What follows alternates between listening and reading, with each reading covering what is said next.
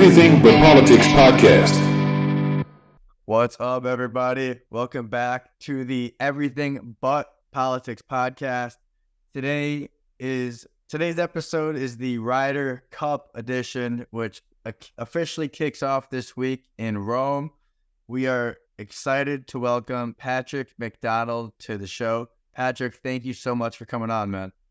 Yeah, of course. Thanks, fellas. It's a big week ahead. Got to get your fill on the wine, a little vino, a little pasta. Set the scene for what should be one of the better Ryder Cups in recent memories, I think. Agreed. And Patrick, we have a lot to get into here. But before we begin, why don't you give our listeners a little background on yourself, your career, and kind of what exactly it is you do? Yeah, so currently I'm a writer for CBS Sports. There, not only do I contribute to the website with weekly tournament previews, editorials, opinion pieces, breaking news, kind of everything you can imagine in the world of golf. But we have a podcast as well, The First Cut. And then I do a show for our betting channel Sportsline weekly throughout the season. Unfortunately, not in the fall since football is king. But I really don't have a normal background, I'd say. I studied finance in college. I was a consultant out in Washington, D.C. for about 4 years, and then the pandemic hit. They ran us dry with Booz Allen, and I was over at the Treasury Department running the PPP, Paycheck Protection Program, and they just drove us into the ground. I was like, I cannot do this any longer. So I started my own blog, which is what I was kind of hinting at to you guys beforehand, that I just love people who go out and do something like this, like you guys in this podcast. And I was lucky enough where Will Gray, who was formerly Golf Channel, formerly NBC Sports Bet, currently PGA Tour, reached out to me on Twitter and was like, hey, I love your writing. You should come write for us on a freelance basis. So I was like, screw it, absolutely. I got some really cool experience there. I wrote for Ryder Cup, or RyderCup.com during the 2021 event. And then from there, he was like, hey, CBS has an opening. You need to apply for that. I think you'd be great. So he kind of gave me the nod to do that as well. And I've been there for about 16 months now. I mean, you made a huge pivot, obviously working in government and then going towards golf journalism. So the second you kind of say, okay, this is what I'm doing now, this is how I'm getting into the world of golf, how long did it take for you to, put out content, put out threads, put out tweets for you to finally see some success? Well, there's a lot of time you think you're talking to absolutely no one. And it's very, very discouraging. The early days, point blank, they suck. And it's really a test of how much you love it and how much you want to do it. I remember I wrote emails to, like every local newspaper, every golf writer, just hoping to get someone to have eyes on my writing to see if I'm any good. And only 2 people replied: Jason Sobel, who's with the Action Network, and Adam Schupak, who's with Golf Week. So 2 pretty good people to reply of all. And that was honestly that was a year in, and the kind of boost that I needed. And then probably about a year and a half into the blog, I got a DM on Twitter, and the rest is kind of history. But yeah, the first 12 months, not fun at all. Well, was it fun? Let me ask you. You say was it fun? Was it fun? Or did you enjoy what you were doing? Oh, of course. I love writing. I have such a stupid brain, I think, where I think it's great what I do at CBS Sports. It's a dream job, don't get me wrong, but there's obviously some things we cannot write. So I have an extra newsletter for that, for all my extra stupid thoughts, just so I can store them somewhere and hopefully not get into too much trouble with those. Awesome. All right, well, good for you, man. I love it. Like you said, you love hearing stories about us. We love hearing stories like you even more. So let's get into the Ryder Cup, man. Yeah. So I guess, what are some early predictions you have for us, Patrick? I'm thinking 28-0 United States, most likely. No, I think it's probably going to be the most competitive Ryder Cup we've had since 2012. Obviously, we've seen the emergence of the talent on the European side, not only with Ludwig, but someone like Sepp Straka, whose ceiling is super high. He can just go out there and make a ton of birdies and bunches. And then on the flip side, you have a U.S. team where I think you could see some people talk about it if they get off to a slow start where they haven't really played a ton. They haven't played since the Tour Championship. Brooks Koepka's obviously playing this week in Chicago. And outside him, Homa, and JT last week, it'll be about a month rest for these guys, while on the European side, they all just pretty much finished inside the top 20 at the BMW PGA Championship. So it'll be a rest versus a rust situation, I think, during the first session. And so prediction-wise, if we want to, get the teaser out of the way, I do think the U.S. is going to win. I think their depth will prevail to a very close contest, something in the neighborhood of 15-13. I love the prospects of Colin Morikawa on this golf course. It'll be very interesting to see who they pair him up with. I've heard murmurs of Brooks. I personally would like to see someone like a Max Homa with him as well, just given his ability to putt. A very underrated putter, one of the best putters on tour this year. And I think those two together will be crucial for the United States because you have Cantlay and Xander, you have Spieth, and obviously JT showed some life. Scotty, you can put him with anyone, but all signs point to Sam Burns, and I think Burns in 4-ball will be dynamite because he's kind of like a Straka. He can make 7 birdies and 7 bogeys. You stick him with Scheffler, who will make all pars and 5 birdies, and holy crap, you're 12 under. And so I think that fourth group is going to be crucial for the United States, and I think it'll be Morikawa and Homa. But on the European side, their big three has to outperform the U.S.'s big three for them to have a chance. And it's more likely than not, right? I mean, Rory McIlroy's been the best player in the world over the last 3 months. Second, Victor Hovland. And then you got big bad Jon Rahm, who's capable of just about anything.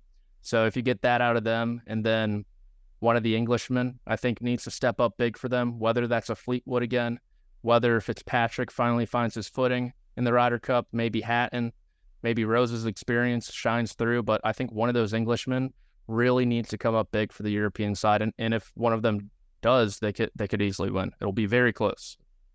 Patrick, before we get into the teams and the players, I want to talk about the betting odds here. So where I'm currently looking right now, they have the USA at -130. For those of you who don't know what that means, it means you risk $130 to win 100, whereas Team Europe is +110, meaning you risk 100 to win $110. Okay, so let me explain what I think about this. I think the European team, like you said, everyone's playing well right now. They have been throughout the summer. We saw it this past week at the BMW PGA. Obviously, Ryan Fox won. He was long overdue. Great win for him. But like you said, all these guys played well. And home field advantage has been such a factor the last decade, really. I don't quite understand why the U.S. is favored with your Team Europe playing the way it is, and considering the fact that it's in Europe. What are your thoughts on that? Well, you got to realize where these odds were about, 2 months ago. Also very true. Yeah. So Europe was around 2-1. I think FanDuel had them at +210 at one point as well. And so it's obviously been crashing down. And I assume by first tee shot, it'll be about a pick 'em, -110 each way. But I think the reason is the U.S. depth. I mean, you go down that lineup and you look over the last 3 months in terms of total strokes gained. Of the top 10 competitors in the Ryder Cup, 7 of them are American. The 3 Europeans are Rory, Hovland, and Fleetwood. I know Rahm just finished great there at Wentworth, but he had a really poor end to his summer in the FedEx Cup playoffs. He had that third round there at the Open, but outside that, it was a really disappointing end to his season, in my opinion. So I think it's really the depth and the talent at the top for the U.S. Yeah, Merrick, I think it could be -130 also, because I'm just speculating here, but I would assume a lot more people that are going to be making these bets are from the United States. So these sports books maybe want you to bet the favorite, because I don't know how betting is in Europe, but just in my opinion, it seems like it's a lot bigger in the United States. And then, Patrick, going on, question for like our listeners who maybe don't know much about golf or the Ryder Cup. Could you kind of explain the format? Yeah, absolutely. So there's 2 team formats, essentially. Typically, the home team gets to pick which one will be played in the morning first. And historically, the Europeans have decided to go with 4-ball first, which is, let's say, for example, Cantlay and Xander are out there together. They each play their own ball. Xander makes par on the first. Cantlay makes birdie. They'll take a birdie against whatever the Europeans take. But this year, the U.S. actually got out to a fast start in 2018. They were winning 3-1 after the morning session. And I think it's an extremely heady play by the Europeans, but they're doing foursomes first. So alternate shot, essentially, where you'll have one guy tee off on all the odd holes, one guy tee off on all the even holes. You hit the tee shot, other guy hits the approach, and you alternate until you hole your final putt. So the Europeans have actually done much better in both formats historically, and the U.S. has kind of made their hay on Sunday, the final day in Sunday singles, where it's a blind draw. People line them up. I've had buddies on the analytics team for the U.S. They were, harping on getting Scotty Scheffler against Jon Rahm in 2021, and they're like super jazzed up of correctly predicting where Rahm was in the European lineup. But there's a lot of that going into it where you're trying to predict, okay, well, Rory McIlroy is going to go number one. Who do you want to go against him type of situation? So it's kind of a game within the game, and that's different from the President's Cup where they'll announce the lineup and then you get to match with that. So it's pretty cool. But yeah, the U.S. hasn't done too well the first 2 days, but they have done better in the 4 balls as of late, which you kind of expect. And in terms of experience with this golf course, I mean, do any of these Americans have any prior history there? Has anyone played? I know the Italian Open is held there. What kind of experience does the U.S. team have here? They did a scouting trip. That is all they have. Unfortunately, the DP World Tour scheduled the Italian Open across from the Arnold Palmer Invitational this year, which was a designated event. I don't know if that was on purpose or not.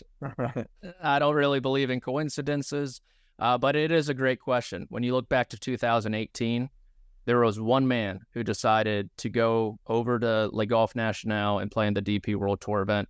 The year of the Ryder Cup, it was Justin Thomas who went 4-1-0. So I totally agree where experience will matter. I think the golf course is really going to affect the strategy of the captains, where everything I've read and everything I've watched suggests it's a really difficult physical test, where what's going to happen if, say, Victor Hovland's absolutely rolling. He's 3-0. Do you put him out there for that afternoon session Saturday and risk him being tired or something like that? I think that's kind of the game within the game, and possibly a storyline to follow. I think with a young buck like with Victor, I mean, I feel like you face more of an issue with that. Maybe some of the older guys like Justin Rose, Shane Lowry, perhaps. But that Europe team is pretty young. They got a lot of young guys on that team. Yeah, they do. It's pretty crazy how just 2 years the, I guess, not aura of the team, but the complexion of the teams. Obviously, Live Golf had a lot to do with that, where this European team has like little experience together, and they were the team that had the experience as opposed to the United States. Of these 12 guys, they've only played together in the Ryder Cup in a match 5 times, and it's all been in 4 balls. So they have 0 alternate shot experience together, and that'll be something, really to look at when you have someone like Xander and Cantlay, an alternate shot, and Spieth and JT as well. The U.S. suddenly has these pairings and the Europeans don't. So Luke Donald, I think how he composes his lineup will be key, but also for Zach Johnson, if it goes awry and, say, JT doesn't perform, or, Jordan Spieth didn't have a great end to his season either, do you split them up? Do you put someone with Scotty if Burns doesn't play well? I think Zach Johnson, his ability to change his lineups while Luke Donald's initial composition will be key for this Ryder Cup. Yeah, but as we just discussed, the Italian Open obviously held at the same place. Let's talk about the Europe team for a second. What did you think of the snub that Adrian Meronk received? Obviously not getting a bid on that team after winning there a few months prior. What was your reaction to seeing that? I am always of the camp to pick the young upside player, get him on the team, give him the experience. So I was okay with the Nikolai Hogard pick. I think for the Moronk truthers out there, which I never thought I'd be saying in 2023, but there are a lot on the internet, which they certainly surfaced that day.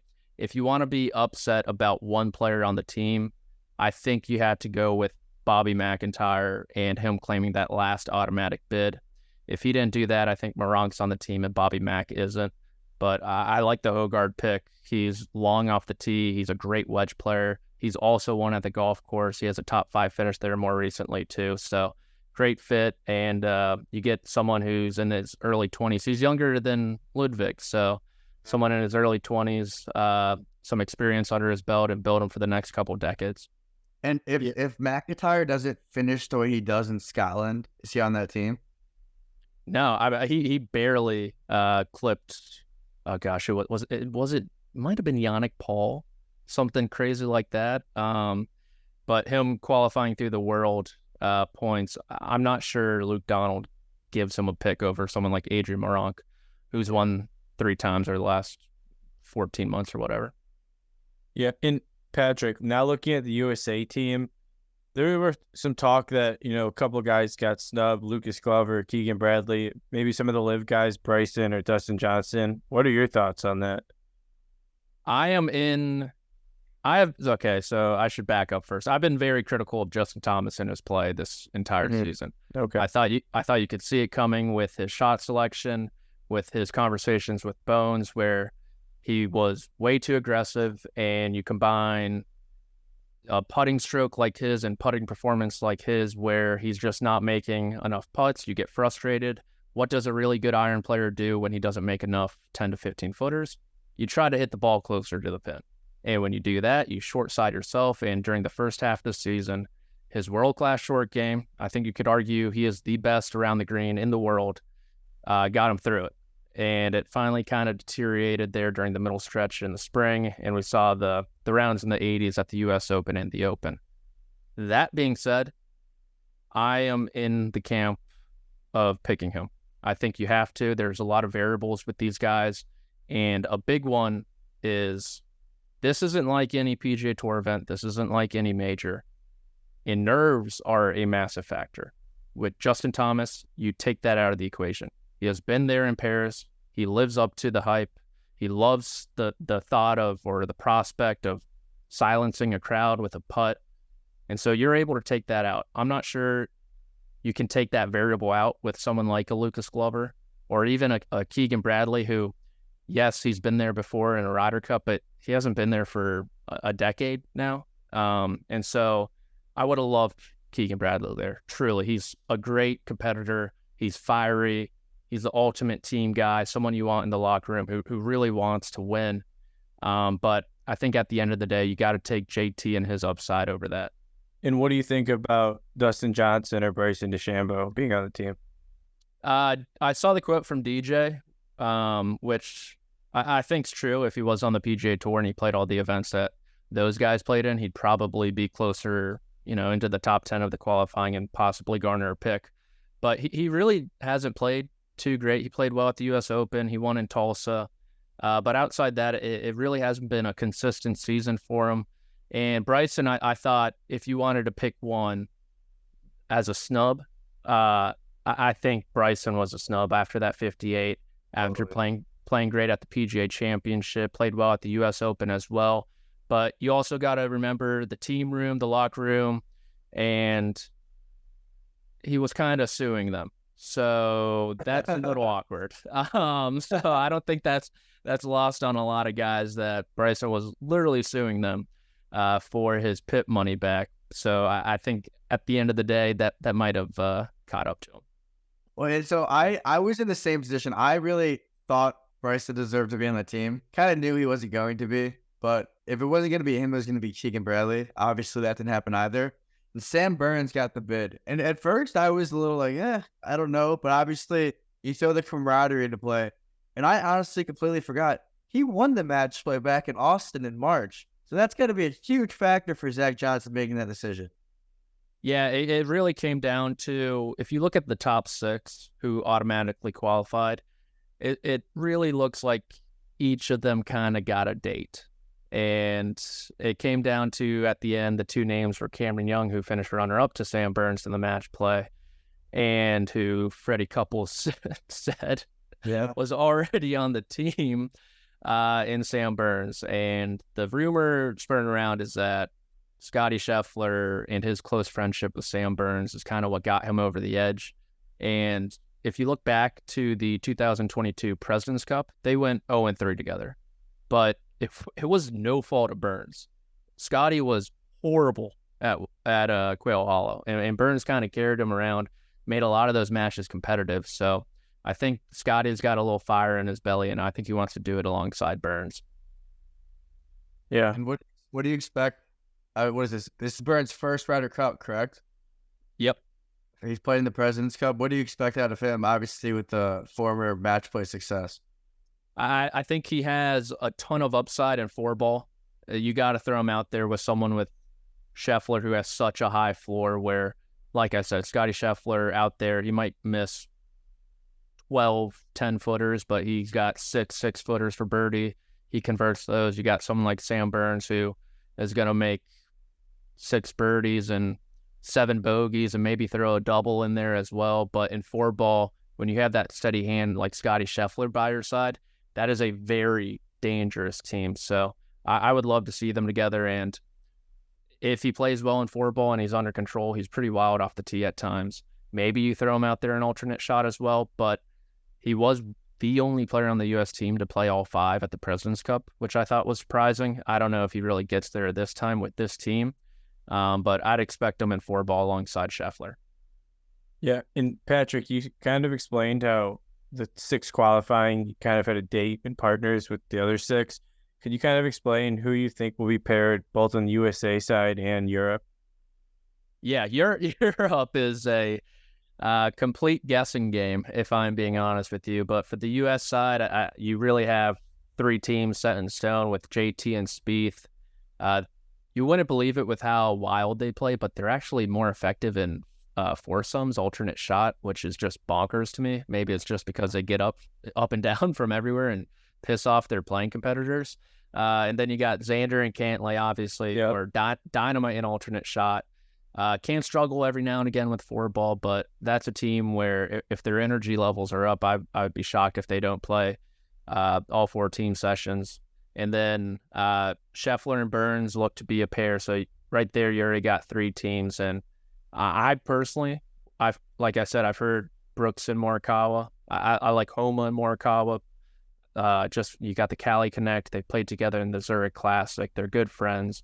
And I think their skill sets are really complementary where they could be a very dangerous duo in foursomes. They've been looking for someone to replace Dustin Johnson ever since Whistling Straits. They thought it'd be Cameron Young at the President's Cup. That didn't quite work out, but I think Homa and his ability not only to drive what you want with Morikawa, but his ability to hold putts consistently will be key. And so I like him with Morikawa, but I could totally see Brooks going with him. I like Brooks more with Brian Harman, to tell you the truth. I think they could just alpha whoever they're playing against. They'll look you in the eye. They'll look at each other like, we got a job to do. Let's go out there and do it. Make mincemeat of these boys and get back with a point. Koepka was really effective with Daniel Berger, another short, accurate player, great wedge player, great putter, and that is Brian Harman to a T. I love them in alternate shot as well. And if Big Bad Major Brooks shows up, I think that'll be another huge factor for the U.S., especially in a hostile environment. If he's kind of able to flex a little bit, that'll be huge for their mentals. And then finally, you could go Wyndham Clark and Ricky Fowler. They play together a lot. Fowler is a player I think you could stick with a lot of people. Wyndham Clark as well. I wouldn't mind Wyndham Clark with the Colin Morikawa too, just because he's got that length off the tee as well as a great putter. And then, is that it? Is that 12? I don't think so. I don't think I snubbed it. We got everyone, yeah. We got everyone. We got everyone. Okay. Hold on, Patrick. Something that you mentioned, and obviously not a lot of people have heard about him in quite a while. What exactly happened to Daniel Berger? And can we expect to see him out on tour again? Yeah, so he's coming back this fall at some point, but just nursing a back injury, had surgery on it. And then he honestly, unfortunately, he probably got hurt at the worst time in like PGA Tour history, where he lost all his status or lost his like world ranking. Obviously, he's not inside the top 50 for the signature events last year, so he's pretty much starting from scratch. But I'd expect for him to get a lot of those sponsors exemptions. Yeah, he's a dog. I've always liked Daniel Berger, and he was a nice part of that team too 2 years back. Patrick, let's talk about this new guy on the block, Ludwig Aberg. Is it Aberg or Aberg? I call him Aberg, but Like, this kid has been a stud. Obviously, won a few weeks back in Switzerland, competed last week at the BMW PGA. There's been a lot of comparisons about how his emergence to this team is very similar to Scotty's back in 21. What are your thoughts on that comparison, and what can we expect to see out of him next week? I don't know if I'm quite there with that comparison quite yet, but the kid's really freaking good. He is so polished for his age, and through that time at Texas Tech, really sweeping the collegiate awards. I know there's been people following him for years. I haven't personally, probably only the last year or so, but his ability to apply pressure potentially on the Americans off the tee is very daunting. He is dynamite with the big stick. It's just on a rope 24/7. He really is the new modern golfer who doesn't curve the ball at all. We just saw Sahith Theegala win the Fortinet Championship. Ludwig's the complete opposite, where it's on a line every single time. I was very surprised about his final round there at Wentworth. I thought he kind of, not cruise to victory, but I thought he'd convert his 2-stroke 54-hole lead, and it didn't happen, unfortunately. But he has all the tools to be a great. He played alongside Luke Donald there in the first round at the Rocket Mortgage Classic, and Luke was like, he's been stopped in his tracks, he said, twice in his career. The other time was Rory McIlroy. So you got someone, I would love to see Rory put him under his wing, and for them two to go out there, just the prospect of them both 330 off the tee, middle of the fairway every single time. You apply a lot of pressure on whoever you're playing to keep up with you, and I think he'll be great. I don't really know.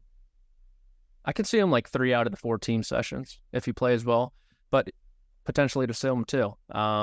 If he doesn't, it's a good learning experience for him, like a Hogard, where he's able to do this early in his career. But I don't know if the Scotty comparison is really there yet. I love the DP World Tour, but the competition is not the same as the PGA Tour, which is what I was kind of harping at last week with all these.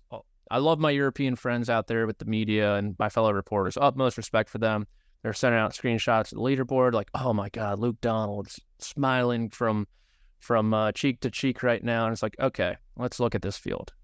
Victor Dubuisson, Jordan Smith. Like, I'm sorry, but a lot of these guys don't hold water to some of the players on the PGA Tour. They're great golfers, do not get me wrong. But the depth of the PGA Tour is much more impressive. And before that Ryder Cup for Scotty Scheffler, we saw him contend a ton. And he kept doing it consistently in major championships as well. So I think Ludwig has a little bit more to go to garner that comparison. And so I'm not sure if you've listened yet. Recently on the Subpar podcast with Colton Oast, hosted Rory McIlroy on the pod. And in that episode, Rory talks about strategy for this year's Ryder Cup. And he mentions that it's important that they take wedges and short irons out of the Americans' hands, which makes sense. I understand that. But how exactly do you do that? Like, it's not like you're like, it's a combat thing. Like, how do you like take short clubs and wedges out of their hands? Well, you can move the tees from day to day if you want to. You can grow up the rough in those areas where you tighten the fairway significantly. And so it really forces the players to kind of avoid that bottleneck and to lay back and have instead a mid iron instead of a driver or whatever. You can't really bomb and gouge their way around the golf course. That's always been how the Europeans have set up their golf courses. So just kind of twiddling with the tee boxes, the rough, and really, 100 yards from the green, 125 yards from the green, grow it up a lot are two ways to do that. Well, and also means, so obviously the PGA sets up the Ryder Cup. Is it not the same in Europe like it is in the U.S.? Yeah, so PGA of America does in the U.S., and then DP World Tour and the PGA of Europe do it in Europe. So it's a huge home course advantage. Oh, I didn't realize that. Okay. No. But at the same time, Patrick, I mean, one could argue that, the Europeans hit their wedges better or just as good as the USA players. So putting the tees back, making the rough longer, wouldn't that also kind of affect the Europeans? The Europeans as a team are more efficient, like mid irons to long irons. Okay. Long irons is pretty similar, but wedges, the U.S. have an advantage in terms of proximity. So it makes a ton of sense. If you think about it like a football game, so to speak, or the NFL, I'd say the U.S. or the Chiefs, where they kind of want to just spread you out and throw the ball quick, keep going. Meanwhile, the Europeans ground and pound, will slow the clock down, really make you work for it type of team. And does that mean when the Ryder Cup was in Whistling Straits 2 years ago that the United States kind of designed that course for them to have more wedges in hand? Yeah, more wedges. They widened the fairways pretty significantly. There's a little rough out there too. That was all by design to help the U.S. Okay, interesting. It's interesting how the course, people in charge could regulate it to kind of benefit their countries. Yep. Right.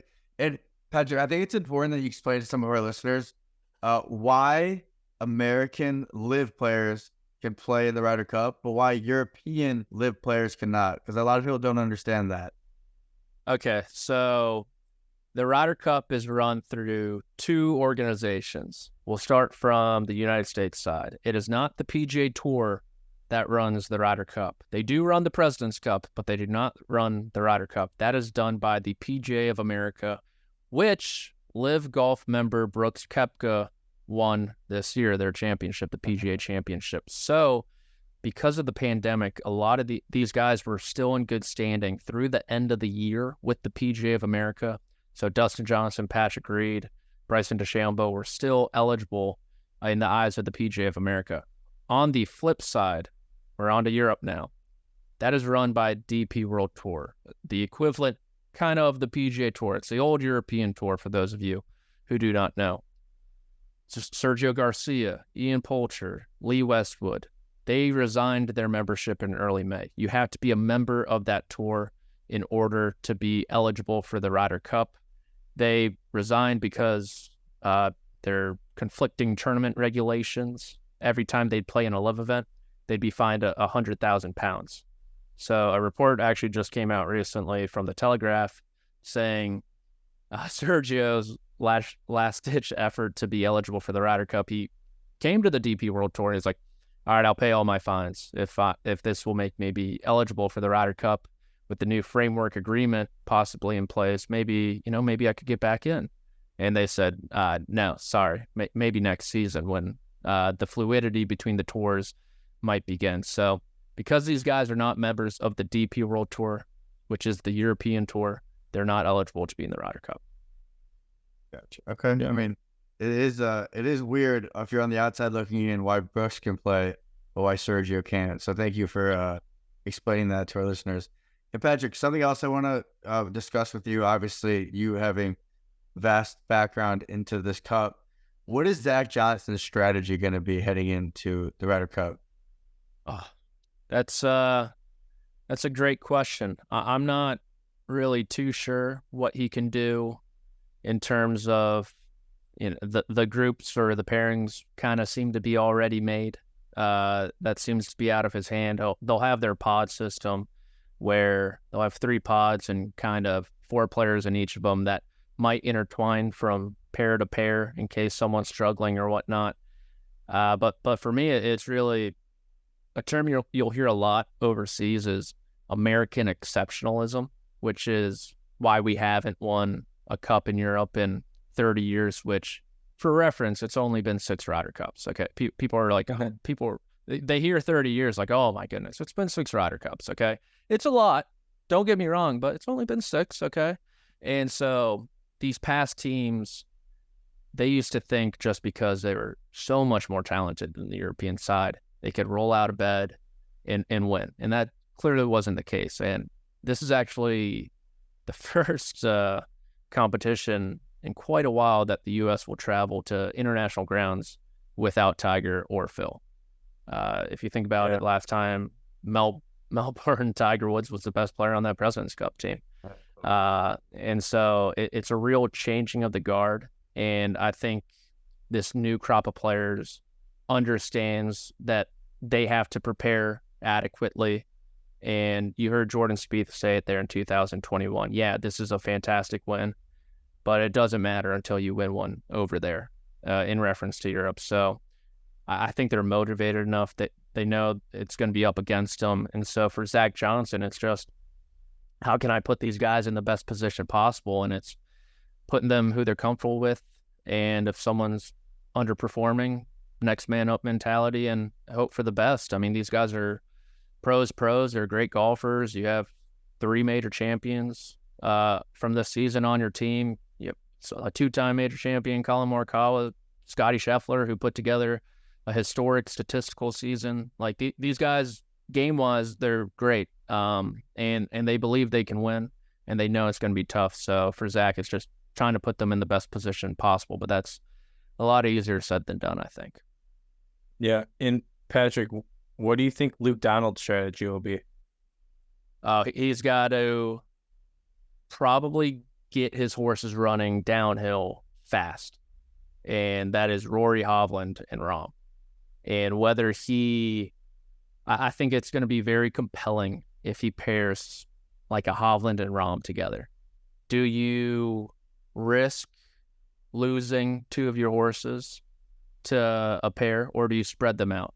That's something I'm really keen on finding out. If if they go Rory Hovland or Hovland Rahm, do they group 2 of those 3 together and possibly secure a point for sure, which is what you'd be doing that, or lose one, which would be a huge jolt of energy for the U.S. side to take down Rahm and Hovland.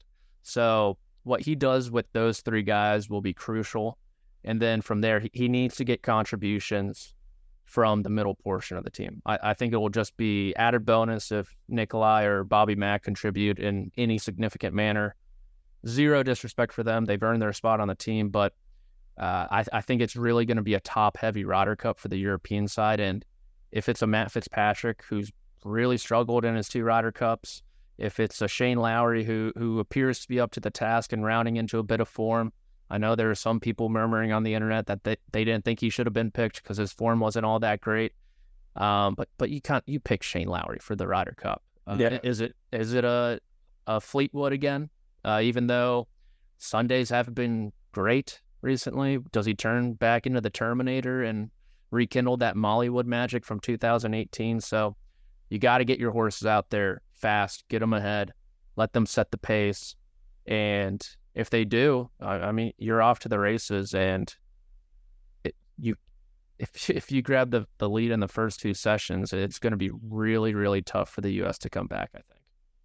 And Patrick, who's the racehorse here that is a few key moments away in a Ryder Cup like this to totally kickstarting their career like Scotty Scheffler did? Who's close like that needs a week in this kind of environment that takes their career to the next level? It may sound weird given his age, but I really think it's Max Homa. We just saw him clock his first top 10 finish at the Open. I think if you put him out there in a really hostile environment like this and he performs like he does, he will just get even more confident. And he's one of these guys who's really open about his confidence level. He tells you when he's really nervous. He tells you when he doesn't feel great. Or on the flip side, he tells you that he's starting to believe in himself as well. And so I think if Homa shows up and plays some great golf, I'd expect him to be a staple on the major stage where he has disappointed throughout his career. Yeah, and who on the European side?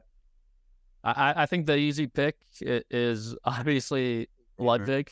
Yeah, if he plays well, but it feels like that leap was already made by Hovland during the summer, where you saw it happening in real time. Okay, you didn't play great at the Open next to Rory, penultimate group at the Masters, looks Brooks in the eyes for 16 holes at Oak Hill. It's like this major's definitely coming soon. This big time win's definitely coming soon. It seems like he already made that leap before the Ryder Cup. Ludwig would be great as well. So yeah, I guess Ludwig. I'll take the cop-out answer there. Another older guy that I think is so close, and I think a week like this could really kickstart. He's a little older, but kickstart his career is fairway Jesus, Tommy Fleetwood. He's been so close, and we had him at the Canadian Open and got our hearts broken for our chest. But we really think he is close. He's playing well in the majors as well. Yeah, he's fantastic. He's such a flusher of the golf ball. I too had him at the Canadian Open. that was very painful. But yeah, for him, he'll turn into a term. I would not be surprised if he turns into the Terminator for 3 days in a row. That would be one of the least shocking things to happen. But it just seems to be different when it's just him and his caddy out there on Sundays, where even this past one at Wentworth, it was really, really ugly at times. I think he left a 4-footer for birdie short on like 10 or something. And you've got to like try to do that. Yeah. No doubt. Patrick, here we are, Ryder Cup week. What is it going to take for the Americans to get their first win on European soil since 1993? I've been asked this question a lot. It's like, why did the Europeans perform so well? And it sounds simple, but the Europeans, they just make putts when they really have to. You think about Graham McDowell against Hunter Mahan at Celtic Manor.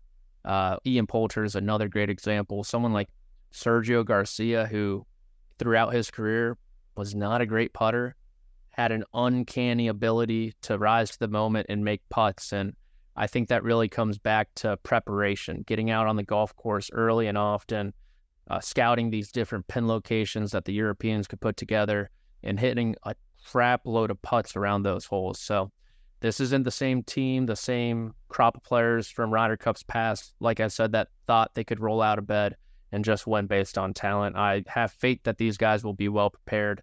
And so I think just making putts, it sounds so freaking simple, but based on their preparation, that'll only help them, and I think they'll be fine. But come Sunday night, the Americans are popping champagne, is what you're telling us? I am hoping. It's like a hot take these days to root for the. I got posted by our social account for a rant I went on the other day about how, like, if you're American and you're rooting for the Europeans, like, what the hell are you doing? Yeah. And the comments, oh my God, they were just tearing me apart. One guy was like, I was rooting for the Americans, but I just saw this video, so I'm now rooting for the Europeans. It's like, those are all the degenerate gamblers in your comment space. Yeah, honestly, but I think this is their best shot in a really long time to break that streak. And yeah, I do think that they'll win around, 15.5, 12.5, 15, 13, something like that. Well, I know you're excited. We're extremely excited. Can't wait to see the U.S. kickoff in Rome. Going to be just one of the best sporting events of the year. And Patrick, thank you so much for coming on our show. Been a blast talking about some golf and getting into the Ryder Cup, man. Thank you. Yeah, thanks, fellas. Thanks, guys. See you next week.